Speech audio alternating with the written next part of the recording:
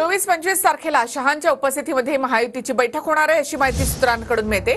महायुतीमधील जागा वाटपाच्या फॉर्म्युल्यावर अंतिम निर्णय होणार अशी माहिती सूत्रांकडून मिळत आहे। 2 दिवसांमध्ये शहांच्या नागपूर, संभाजीनगर, कोल्हापूर आणि नाशिकमध्ये बैठका होणार आहेत। 2019 मध्ये भाजपने 164 जागा लढवल्या होत्या। यंदाही भाजप 164 जागा लढवण्याच्या तयारीमध्ये आहे अशी माहिती सूत्रांकडून मिळते।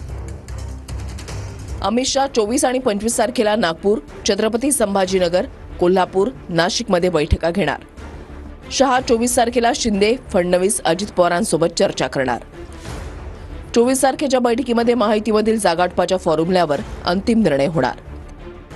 भाजप गेल्या वेळीप्रमाणे यंदाही 164च्या आसपास जागा लढण्याची शक्यता आहे। उरलेल्या जागा शिंदे आणि अजित पवारांना वाटण्यासंदर्भातही निर्णय होणार।